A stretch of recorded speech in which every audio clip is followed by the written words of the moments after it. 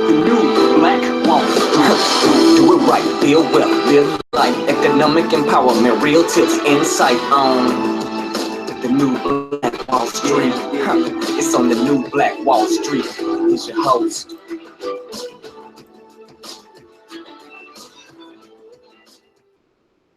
Hey, good morning, good morning, good morning. Thanks so much for tuning in to the new Black Wall Street. Good morning in the market. Here's news that you can use. This is ERGJ, your certified financial educator here from ERGJ Enterprises.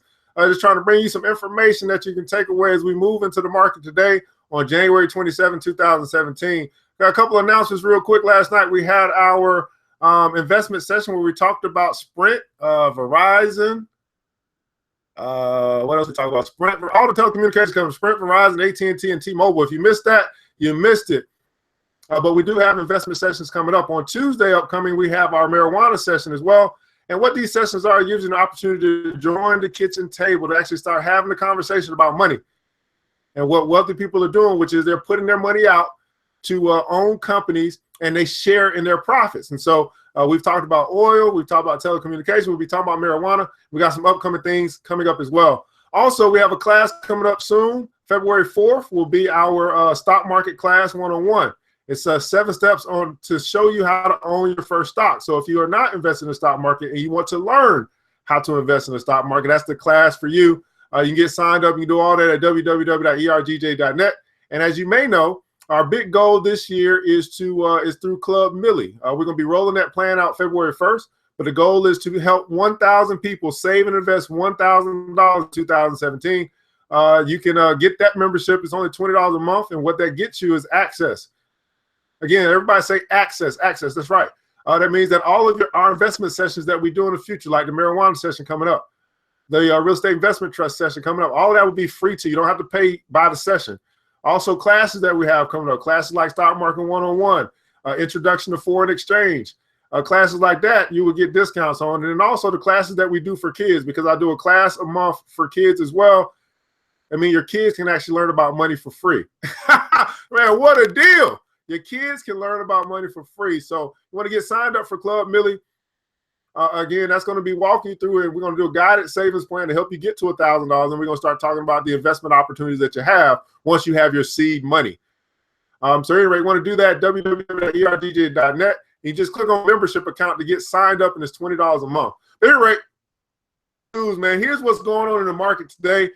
First and foremost, we want to talk about Trump is meeting with Theresa May. So if you don't know who Theresa May is, she is the Prime Minister of Britain, of the UK. So President Trump is hosting his first foreign leader Friday with British Prime Minister Theresa May. They're expected to talk about improving their trading relationship, among other topics. They'll hold a press conference at 1 p.m. Eastern. Currency traders will be among those watching closely. So if you are into foreign exchange, this is where you're going to be keeping your eyes out to see if the pound is going to rebound. Everybody say pound rebound. You're going to be looking to see if the pound is going to rebound based off what Trump and Theresa May talk about. Because you know Trump is going to put a tweet out, and that's going to cause the market to go bananas like it always does. And so this is where you want to be: the pound and the pair of the pound and the dollar. You want to be paying attention around 12:45, 1 o'clock Eastern Standard Time, so you can go ahead and make you some money. So the pound has fallen sharply against the dollar since the UK voted to leave the European Union, and it remains volatile. You see, traders like this word volatile. That means it's going to be moving one way or the other. It's going to be moving extreme. So if you are a foreign exchange or foreign currency, if you are into foreign exchange, you are going to have your eyes glued at 1 o'clock.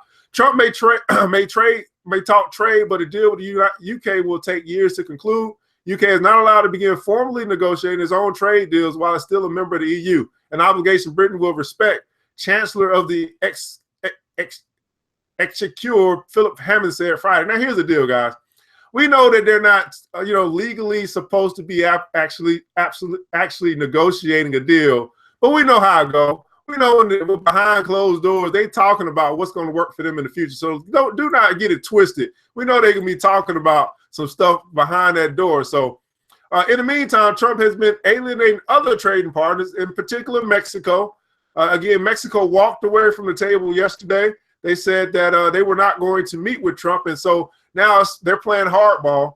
And, Trump wants them to pay for that wall. So the United States and Mexico relationship is very severed at this point. His administration began outlining options yesterday on how to finance a border wall with Mexico, which means that they're going to looking to charge Mexico a 20% tax to make Mexico pay for this wall, regardless of whether they want to pay for it or not. Mexican President Enrique Peña Nieto responded by canceling a meeting with Trump set for next week. Also, we got U.S. growth slowdown. New numbers set to be released at 8:30 Eastern this morning on Friday. Are expected to show the U.S. economy cooled off in the fourth quarter. Economists expect GDP, or the gross domestic product, grew just over 2% in the final 3 months of 2016, following a strong growth of 3.5% in the third quarter. Got a big day for earnings. Everybody say earnings. Earnings got American Airlines, Chevron, and Honeywell. Those are the big three companies, or some of the big companies due to release earnings before the bell. So the bell opens at 9 o'clock. They'll be releasing probably in the next 30 minutes or so. Investors will be looking out for any comments they make on Trump's trade and economic agenda. So if you don't know, every quarter these companies, they release earnings. And when they release earnings, they actually have investor calls. And on these investor calls, they share with their shareholders. And so when you become a shareholder, you become interested in these calls that they have, because they tell you where they expect to go. They tell you about their relations and their relationships and what they plan to do, whether they plan to, what they plan to do to grow at the end of the day. Are they opening up some new businesses somewhere? Are they looking to invest somewhere? So these are things. What's going on, Breeze? Good morning. These are things that as an investor, you start partaking in these earnings calls to listen to the CEO of these companies, to listen to the COO of these companies, and what they are expecting to do in the future, as well as what they just did in the past quarter. How were their numbers? So they open their books up for the quarter, but then they also give what they call an outlook or guidance, or a forecast for where they're going. So if you are invested in these companies, you want to listen to these earnings calls, or at least listen to the replay if you get a chance. So just think about that for a second. So you can hear from the horse's mouth, and you can decipher for yourself, what's the direction that the company's planning to go. So meanwhile, shares of UBS, which is a bank, are declining in Europe after the bank reported fourth quarter results. Starbucks and Alphabet, or Google, their stock is down in extended trading after the company released earnings on Thursday evening. Now, here's the thing about Google. Google is actually down because they reported a loss of $1.1 billion from its moonshot projects in the fourth quarter of 2016. So I wanted to take some time to explain to you guys what their moonshot project is. So again, they lost nearly $1.1 billion from its other bets, which is their moonshot projects division, fourth quarter earnings results on Thursday. The other bets, or the moonshot project of its business, includes ambitious projects like like self-driving cars, life sciences research, and high-speed internet access, or fiber. So Google has been what they call investing into research and development. They've been investing into self-driving cars. They've been investing into life sciences research. They've been investing into high-speed internet access. And hopefully we understand that while they are investing, everything that they invest in doesn't necessarily reap rewards at the time. So they had a loss of $1.1 billion from their research and development. Everybody put in the comments below, research and development. Google is a technology company. So of course they are going to invest into future technology. So when we start talking about self-driving cars, which is probably coming down the pike in the next 10 years, if not sooner, high-speed internet access. So they're trying to make internet even faster, and the 4G, and life sciences. And so even though they took a loss of $1.1 billion, I still see it as a good thing for Google, because they are investing in the future. So this retraction in their stock price, I believe, is giving people a good opportunity to actually get into Google. If you are following Google, I think it's brought a retraction back to make, obviously, the stock price less expensive. It's still an expensive stock, but for those that understand where Google is going, being one of the largest, if not the largest, technology company in the world, they took a loss on the short term, but it's going to be a gain in the long term, in my opinion. So you might want to, we talked about these technology companies in one of our previous investment sessions, and we actually talked about looking for the pullback on Google And actually, we saw that happen when they reported their earnings yesterday. So just wanted to make you guys aware of what the Moonshot project was. Also in the news is Microsoft. Microsoft's profit was up as demand for cloud demand for cloud services. So Microsoft reported 3.6% rise in their second quarter profit on Thursday, helped by growth in its fast-growing cloud computing businesses. But it saw a slight decline in margins in the unit that includes its flagship cloud platform, Azure. Now, here's the thing about Microsoft as well. So Microsoft, many people have kind of forgot about Microsoft, but Microsoft is investing $1 billion into cybersecurity. $1 billion into cybersecurity. So I said to myself, well, if Microsoft is investing into cybersecurity, I may want to start taking a look at cybersecurity myself, right? Because we know what's going on with the whole hacking in Russia and all this stuff that's going on. So all that means is, all that's really saying is that cybersecurity, more than likely, that is going to be an investment from big money, right? If Trump is saying, hey, we got to put a border up, we got to protect our wall. Not only do we got to protect it physically, we also got to protect our wall of information. You know, if you got leaks, WikiLeaks, and all this stuff, that's all cybersecurity. So again, I can only just point you guys in the right direction. But Microsoft has invested $1 billion into cybersecurity. There's a wall that's being built. That's got to be built. So it takes cement, it takes some construction companies. So this construction is a place that you probably want to be as they build this wall up. Matter of fact, there's this company. I'm not going to give you the company because that's going to be part of the membership. But there's this company that, and you can probably find it, that's going to be big between United States and Canada while they're looking to build this pipeline.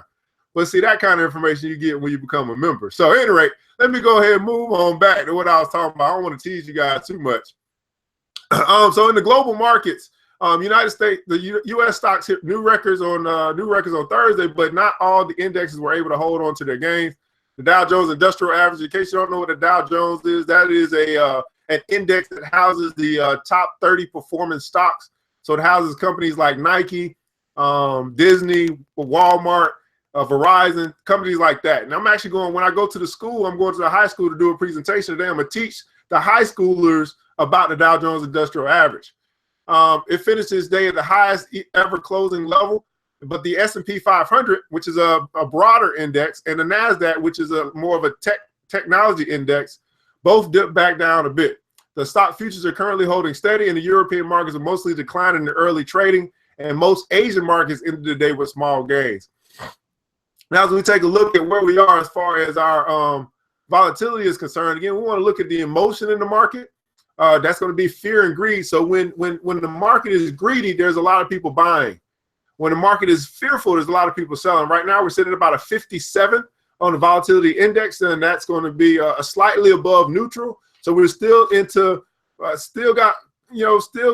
curbing in between whether people are going to really be buying or people are going to be selling today, but slightly higher on the end of buying or the end of being giddy, on the end of happy, or in the end of being spending a little bit more money. So we'll see kind of what goes on today, but the big time frame is going to be 1 o'clock. This deal between or possible trade talks between Trump and Theresa May, that's going to be huge because it looks like what's happening is they're looking to set up. They're looking at, hey, what's going on, Lori? They're looking to. It looks like we are severing our ties almost with Mexico, and we have severed ties with the TPP. So we are leaving a partnership with Japan, with Chile, and it looks like we're trying to make a new relationship with the UK when the UK leaves the EU. And here's why I say it's so funny, man, because all this stuff, it seems like it's almost like orchestrated. You know what I'm saying? It's almost like it's orchestrated. Oh, the EU the UK just happens to be, Brexit is, falling away from the EU, and the United States just happens at the very similar time when we get a new president to start to branch away from Mexico and start to sever all these ties. And now we're actually having a conversation with the United Kingdom. And the United Kingdom just happened to be the country that we wanted our independence from. It just seems so orchestrated. So, you know, again, I believe that the big world powers, the people that those that run these countries, I think they all work together. It may seem like to us that they are fighting, but in my opinion, I think that they are all working together. You got a United Nations, you got a World Economic Forum that people just came from last week.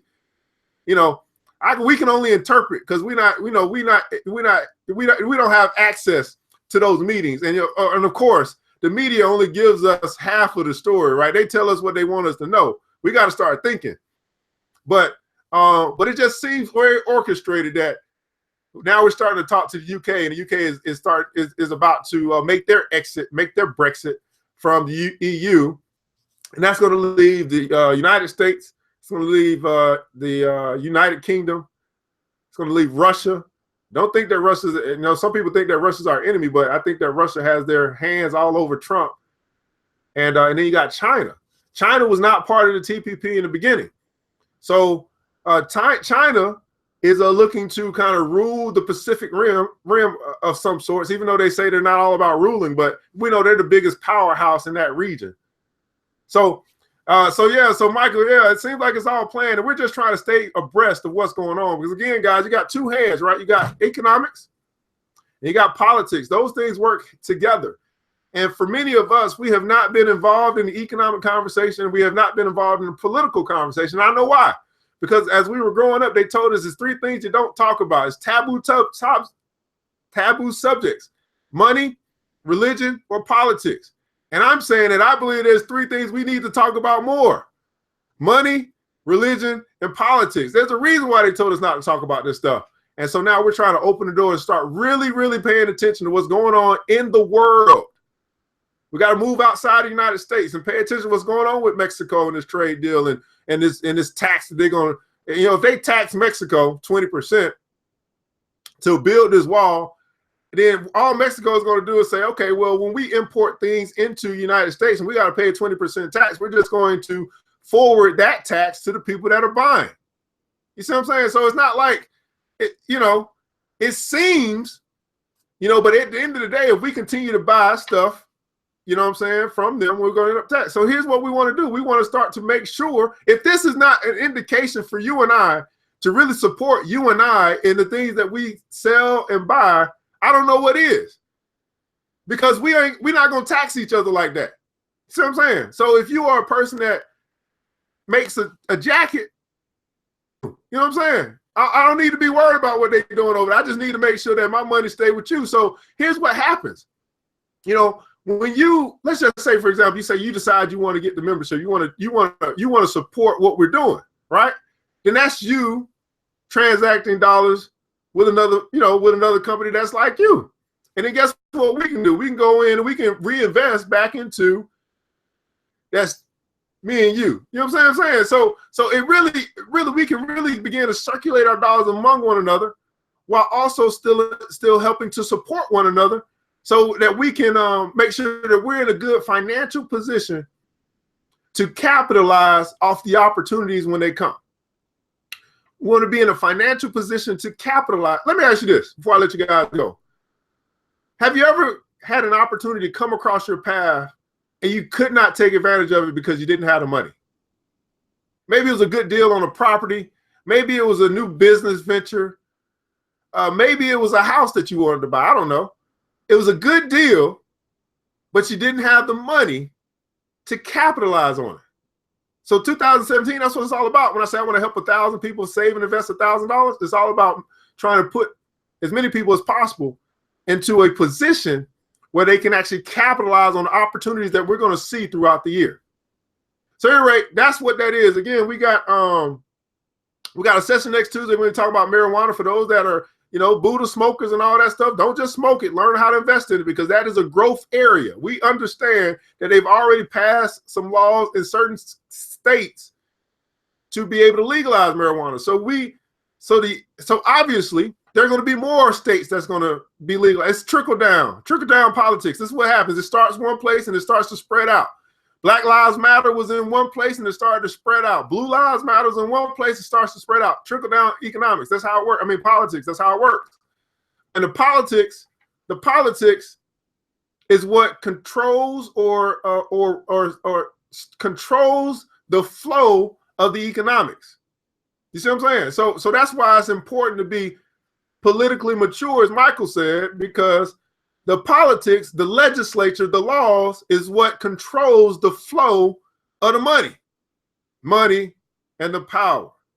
So that's why we're reading the 48 Laws of Power next. But anyway, that's what we got today. Be on the lookout for earnings. Be on the lookout at 1 o'clock for this talk between Trump and Theresa May. They're probably going to send the pound, which is a foreign exchange, or for those that are currency traders. That's probably going to be a good time for you while you're looking at the pound, and you're probably going to make some good pips on wherever that's going to go. So you want to be on the lookout for that. But hey, hopefully you got some good news as we move into January 27th.